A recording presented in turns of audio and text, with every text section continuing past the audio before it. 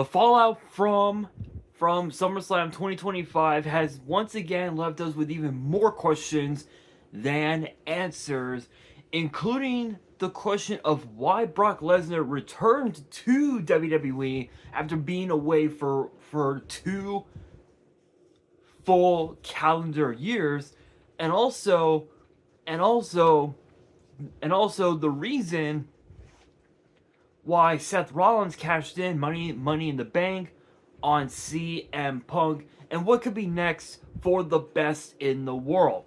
Well, that brings us to this week's episode of WWE's Biggest Issue, where we will be talking about the fallout from SummerSlam, some of the big highlights from the entire weekend, and what we can expect from the fallout leading straight into Clash in Paris that will take place at the end of this month. So let's get down to it and go over some of the big highlights from each match on the card. Kicking things off was from night one, as we saw Roman Reigns battle Team with Jey Uso. Taking on the Brawns, as Roman deliberately called them, which is very funny. Bronson Reed and Braun Breaker. Now, one of the big things that I noticed from this past Saturday, and I didn't get the chance to bring it. I don't think I got the chance to bring it up in my video last night, but I talked about in a bit how Roman Reigns had become different compared to the Roman Reigns of old. You know the old tribal chief. When he would push his crew in front of him so they could take the bullet for him. This time, he was the one that took the bullet for Jey Uso, and it was something that Peter Rosenberg had talked about on the post show this past Saturday night. The question was, has Roman Reigns gotten soft?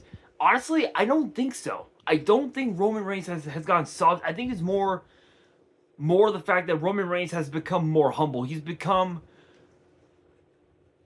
more understanding of the things that he did and the things that he did was wrong, and he's trying to make up for it. And the victory that they pulled off against the Brawns, I think was definitely the proof that Roman Reigns truly has changed, but yet championship gold is still weighing in the minds of the OTC. I will say, I think with Roman Reigns now becoming a free agent, so to speak, one could argue that we could end up seeing Cody Rhodes versus Roman Reigns Part 3. We could see Roman Reigns versus Seth Rollins at some point. Maybe we might see Roman Reigns go after a mid-card championship, which would be very interesting.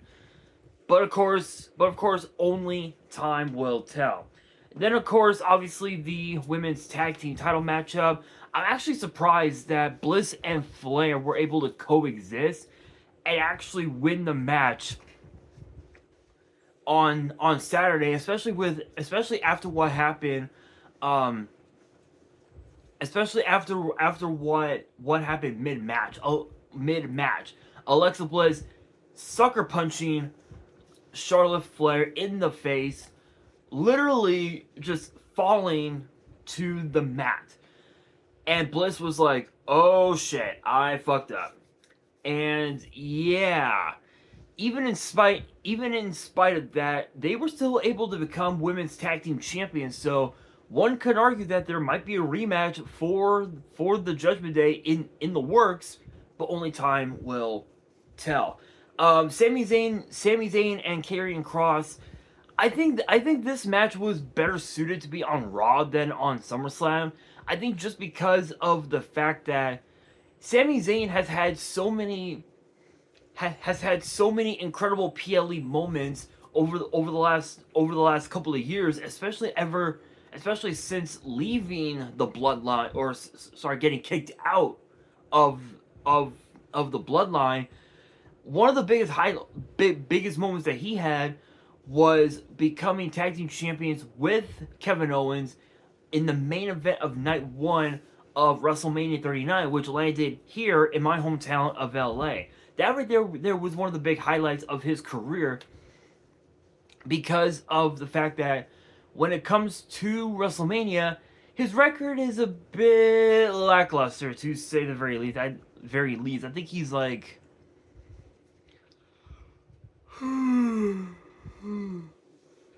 excuse me. I think he's like what, 3-4 at WrestleMania. So it's interesting, to say the very least. Tiffany Stratton and Jade Cargill, that one was a complete squash. Like, that was, I think that match proved that fans were wrong about Jade Cargill being on the same level as Rhea Ripley in terms of power and agility and accolades. No, let's be real. Rhea Ripley will always topple Jade Cargill any day of the week.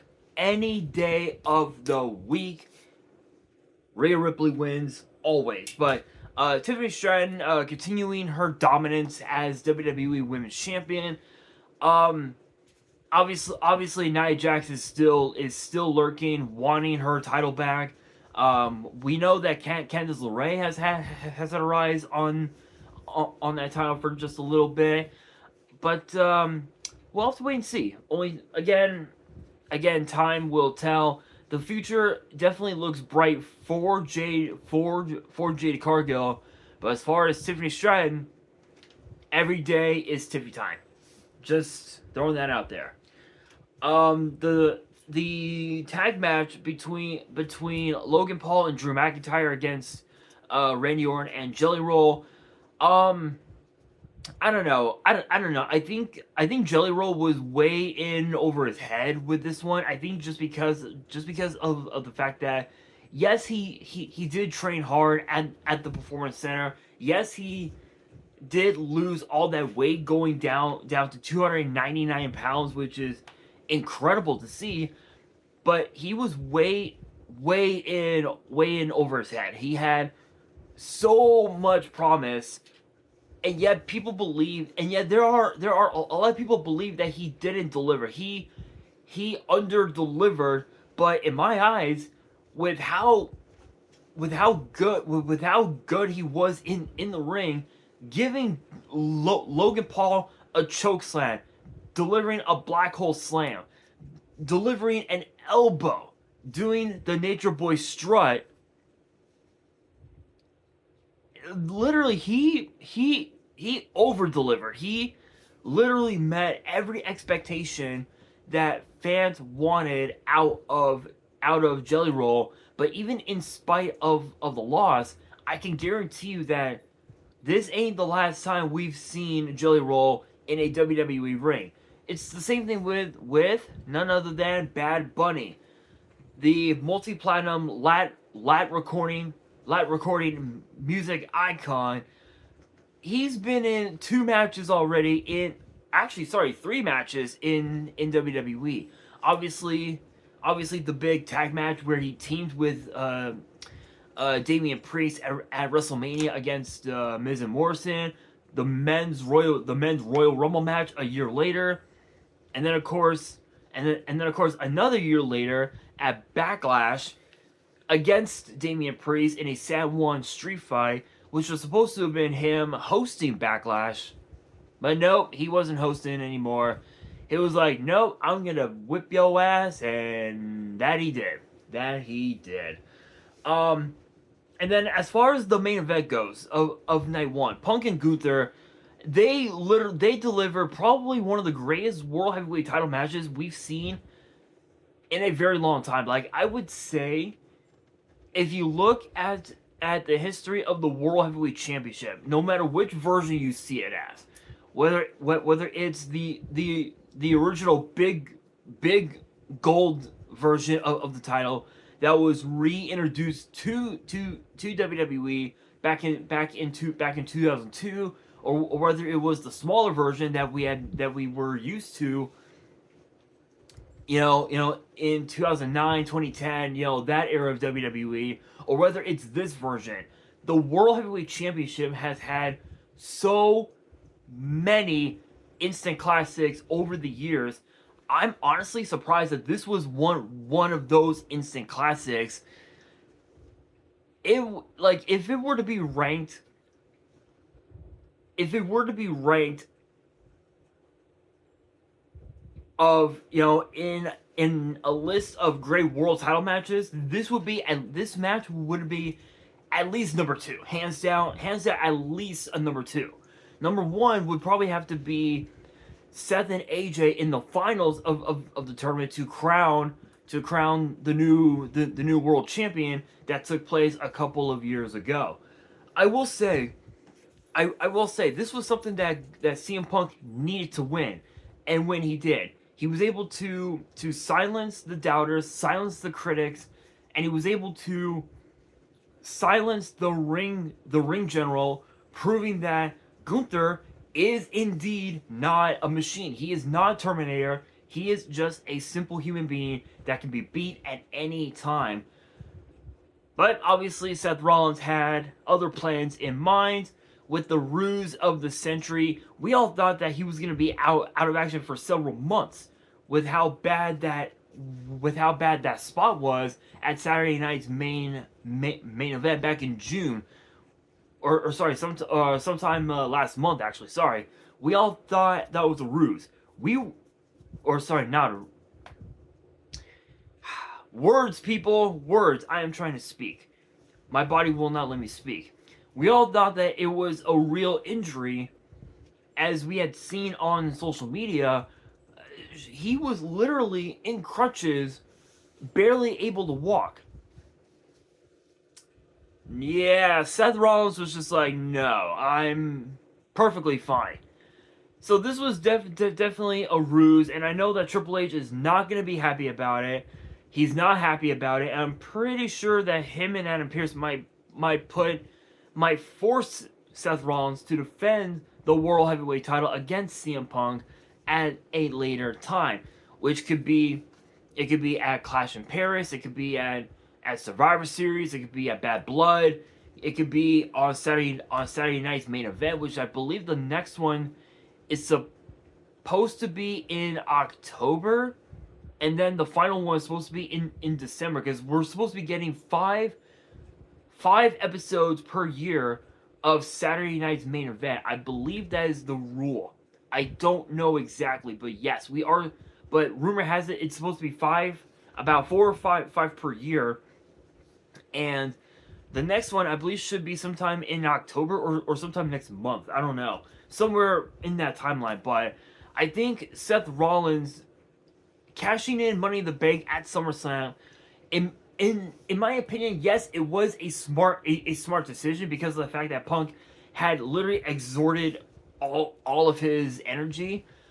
I feel like as if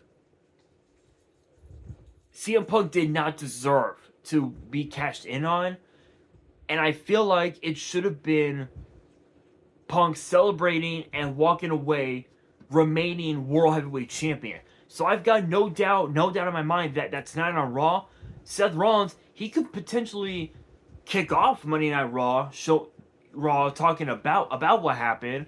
But I have no doubt in my mind that CM Punk is gonna show up and he's just gonna raise a lot of hell, and it ain't gonna be pretty. It ain't gonna be pretty, and it's not going to be.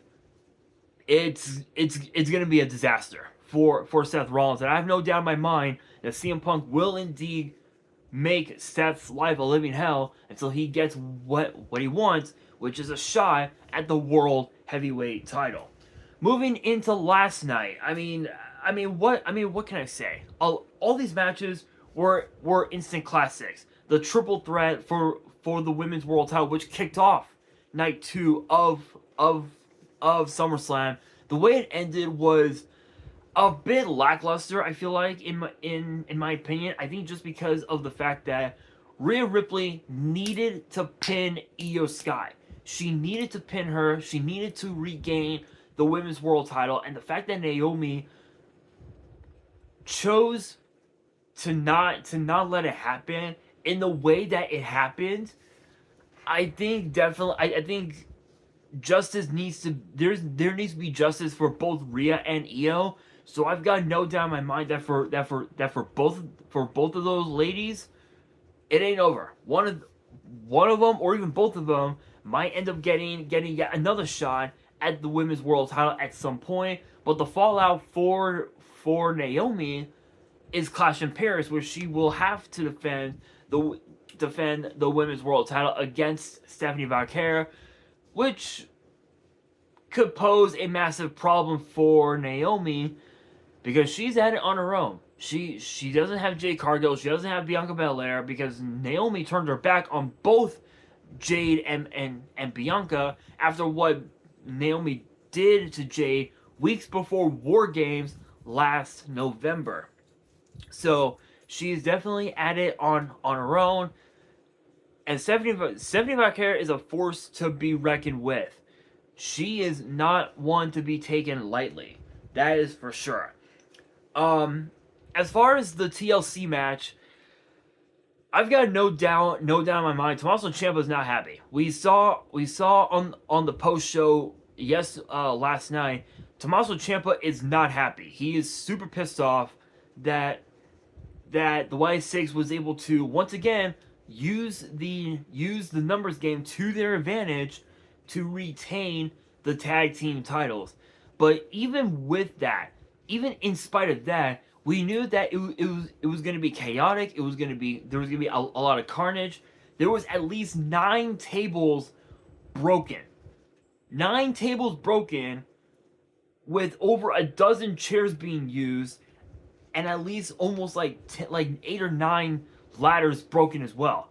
Think about that, guys. Think about that.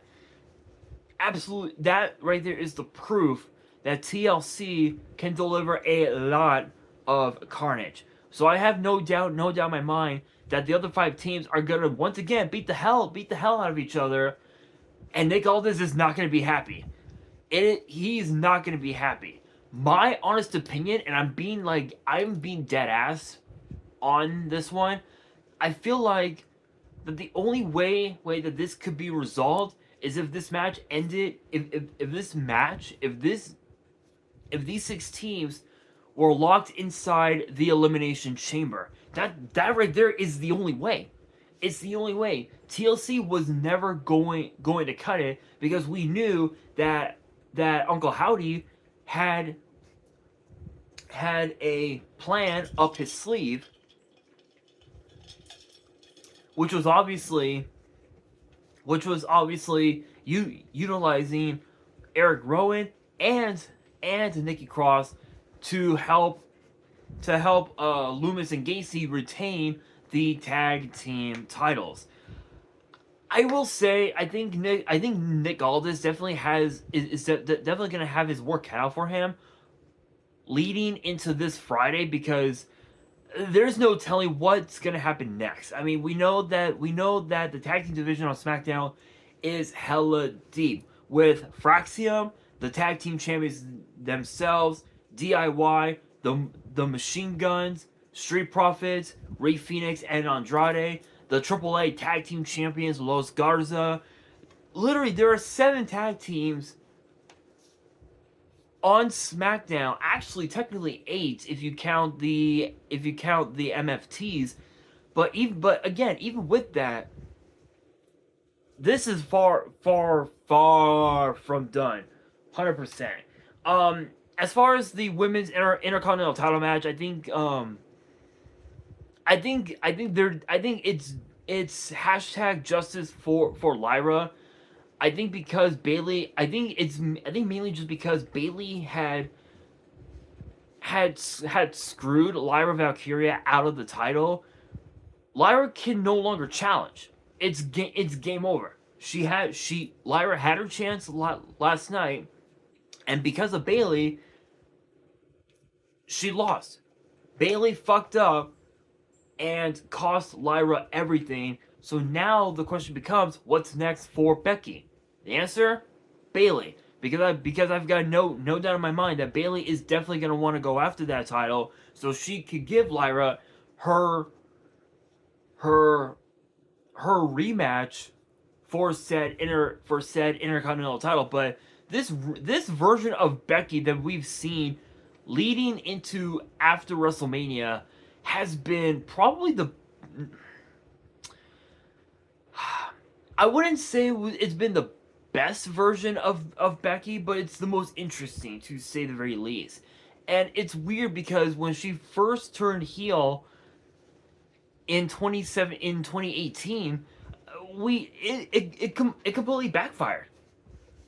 The heel turn, for Becky completely backfired, and the fans were just like, Becky, just can't. They just kept chanting for Becky, and it just completely backfired. But when it worked out after her, after she had attacked Bianca Belair in 2022, we knew, or 2022 or 2021, I think 2021. In 2021, we knew that heel run was gonna work, and it worked. It literally worked for a short period of time. This version, though, I can honestly say that this version probably has been one of the more interesting versions of Becky that we have seen in quite some time. But as far as what's next for Lyra, there's no telling. Who knows? Maybe she might go after the women's world title. Maybe she might have to find a tag team partner and go after the tag team titles. Who knows?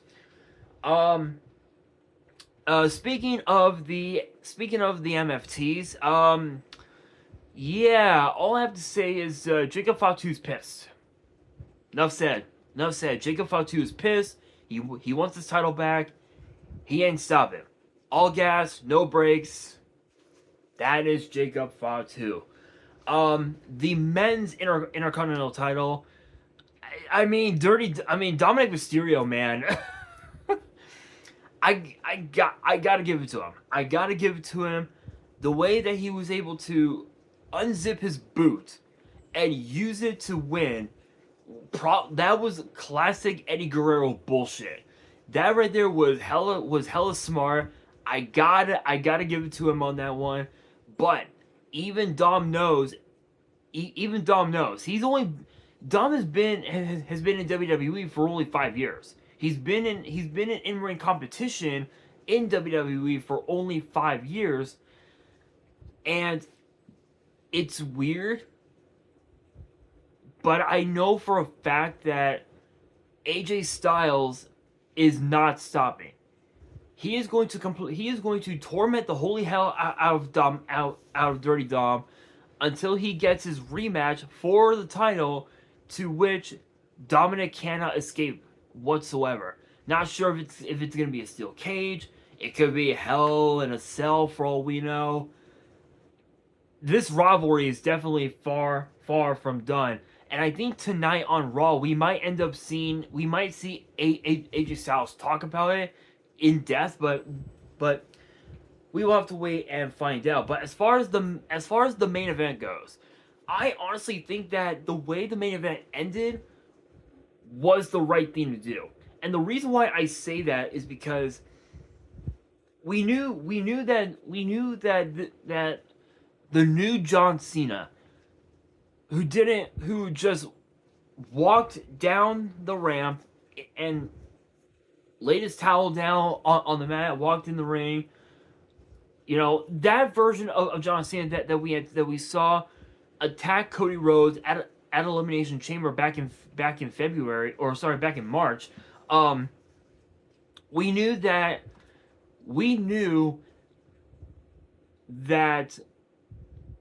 the heel run of John Cena wasn't going to last long, and it didn't. It did not last long, and he even admitted that he did not want to ruin wrestling. He wanted to take the title home so fans would remember him. But the thing is, how can we not remember John Cena when he leaves in-ring competition? He's already the greatest of all time. even when he tied Ric Flair with 16 world titles, he was already the GOAT. But now that he's a 17-time champion, he can now look back on WrestleMania and his run as WWE champion, which lasted 105 days. He can look back on that, knowing full well that he did it. He made history, and no one will be able to take that away from him. In fact, the only two people that I know of anyway that could